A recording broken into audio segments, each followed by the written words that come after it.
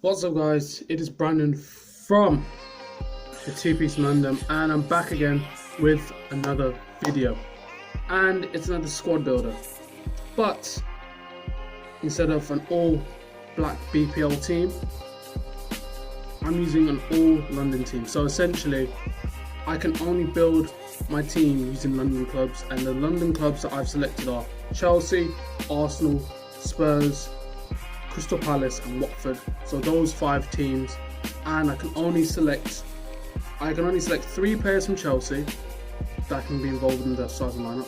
I can only select 2 players from Arsenal, 2 players from Spurs, 2 players from Palace and 2 players from Watford into the team.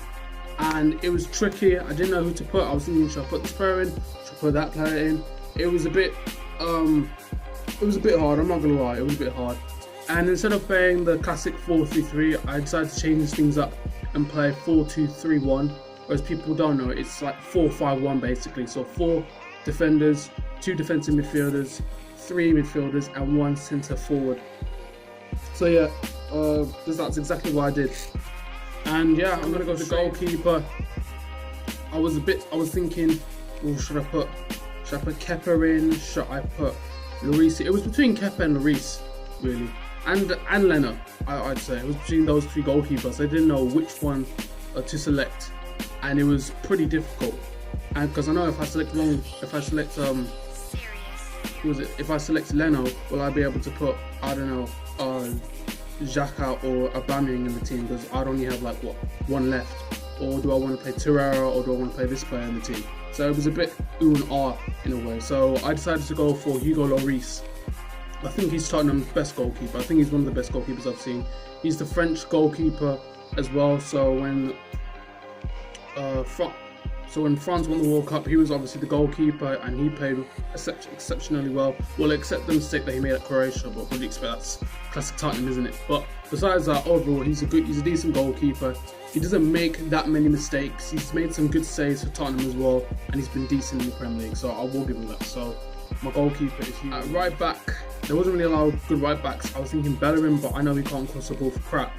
I was thinking, who else was I thinking? I was thinking Trippier, but he's left and he's gone to Atletico Madrid, for those that don't know. So I decided to put the reliable right back that I know that's been good for Chelsea for a few seasons, but struggled last season. And I just put Dave there. I put Cesar Azpilicueta at right back. That's who I put at right back, and he's been brilliant for us over the past few seasons. He's made decent tackles. He's a good leader as well. So he can encourage players and motivate players to play well, and he's just that player that we need so much. Just such a crucial player, and I had to put him in the starting lineup. I had to. So that means since I picked Lloris, I could only pick 1 more Tottenham player in the team. Since I picked Cesar Azpilicueta, I could only pick 2 more Chelsea players. So at centre back, I put Vertonghen in there, and I'm going to be real, Vertonghen is a world-class centre back. As much as I hate him because he plays for Tottenham, unfortunately, he is a very, very good centre back. He's a centre back for Belgium. I think he's just really, really good. Like, I've seen him like with his defensive clearances, shielding the ball. It's very, very hard for forwards to get past him in all aspects of the game. Hard to play 1-2s around him. He's been solid, and I think he's one of the players, he's one of the defenders that have kept Tottenham's defensive line very, very tight and sharp and solid at the back. So essentially, I just put him at centre back. So that means I've already used 2 Tottenham players, and I can't add any more Tottenham players into the team because my goalkeeper is Lloris and my centre back is Vertonghen. Alright. Next to him, I had to use a Crystal Palace player, and I was thinking, alright, who am I going to use? And I thought, you know what, it has to be this guy. So I'll put Mamadou Sakho at centre back. He's not the best. He's made too many mistakes, and you understand that because he did play for Liverpool, and he was making hell of a lot of mistakes at Liverpool. And that's pretty much the reason why he got sent to Crystal Palace. But when he's at Crystal Palace, he doesn't make that much.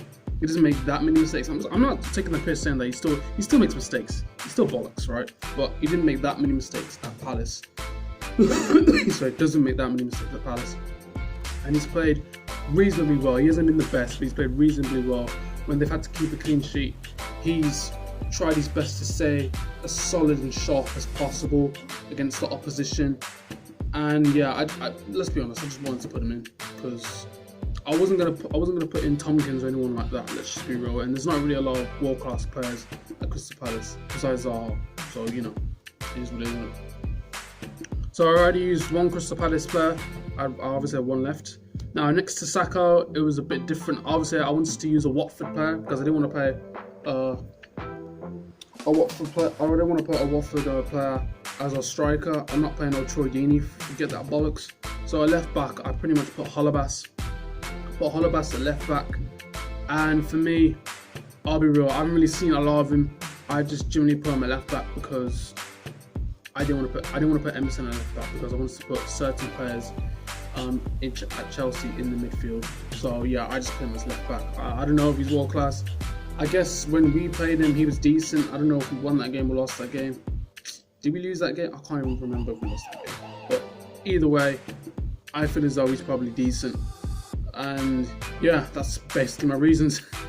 So it is what it is. Alright, so for the back line, Lloris, Cesar Azpilicueta, Vertonghen, Saka and Holebas. Now I had to select two defensive midfielders, and for me had to be Kante, had to be one, because obviously how can you not put Kante in your squad? Let's be real, how can you not put Kante in your squad? He has to be there, he has to be in that starting lineup. I don't give two shits what anyone says. One of Chelsea's best players, and personally I think he's one of the best players in the world. One of the best defensive midfielders I've ever seen in my life. Literally, I would love him to be in my team. At all costs, I don't care. When he's injured, I'm stressed. When he's injured, I'm panicking. No one's making those tackles or interceptions like he does. It's the job of two freaking men. So he's defo in that defensive midfield. Next to him, I don't know if it was a good idea me putting this player in. I was gonna put Sissoko in for Tottenham, but I realised already he's two players in Tottenham, so I had to put Granit Xhaka. God. I put Xhaka in the midfield. Now you're probably wondering, why the hell would I put Granit Xhaka in the midfield? I'll be honest with you. He has good long passing. He's decent going forward, and that's it. You can't defend for shite. You can't defend for crap. Hence the reason why I put Kante next to him, because Kante can do all the dirty work and defend, and he can protect the back line. Granit Xhaka cannot do that. Right? He can shoot. Right? He's got good long range accuracy when it comes to shooting and passing. He can take free kicks. He's decent going forward. I didn't say he's good going forward. I said that he's decent going forward, and that's about it. Defensive wise, he needs to improve his game because he's absolutely shocking. The amount of short passes that he's giving away, and I've freaking put Arsenal in so much controversy and so much just bad situations, pretty much horrendous situations where he's cost them goals. All right, and that's the reason why they're not in the top four. So my midfielders are Kante and Xhaka. Midfield, right wing forward, I put De La Feu because that's one of the Watford players that actually rate. I think he's actually pretty decent. So to be honest with you, I think he's one of the best Watford players in that squad, and he's played exceptionally well for Watford, and he's made decent runs. He's very skillful, got a lot of pace on the ball, skips past defenders, and I think he creates huge problems for the opposition.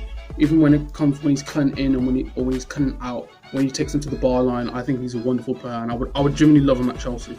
I think he's world class. Attacking midfield, I was thinking, should I put Leno in goal so I can have an extra Spurs player to play Eriksen? But I thought, no, forget that.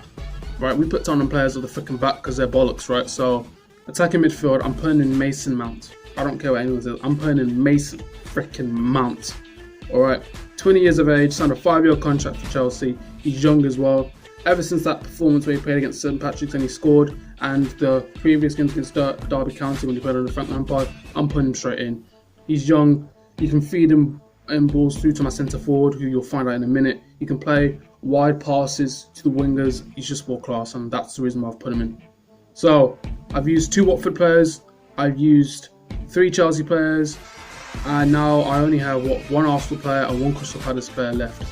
So at left wing forward, I had to put Wilfred Zaha because, let's be honest, he's world class. And for all you guys that watch my All Black Premier League team, you know the reason why I put him in. He's fast, he's got skill, he drags in 3 defenders, 3 players to stop him, and he creates space for his teammates. He's world class. He can score goals. He's a bit of a diver, but he wins penalties. He's the player that gets fouled the most. I think he was the second most player that got fouled the most in the Prem. The first one was Hazard, so he's world class. I'm putting the centre forward, who I said was overrated, but he's banged in goals. Let's be honest. Even with a crap defence, a decent midfield, he's still banging 22 goals, and I had to put him in. And he was a last Arsenal player. I think we all know who it is, and I know Haroon's freaking smiling right now. It's Pierre-Emerick Aubameyang. No, Pierre-Emerick Aubameyang. All right, I had to put him in. He scored 22 goals. He should just be lethal up front, and he's got a decent defense. He's semi-decent defense with him. He's got a very, very good midfield, and he's got world-class wingers. So he'll score a bucket of goals. I think he'll score over 22 goals if this team starts in the Premier League.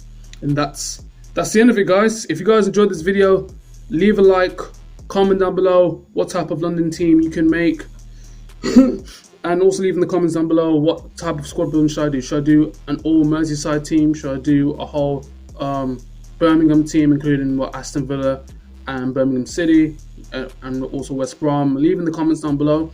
Don't forget to subscribe as well. I do want us to hit 500 subscribers. That would be amazing. And let's see if this video can get 12,000 likes. Socials will be in the link the socials will be in the description as well. I'll see you guys in a bit, and peace.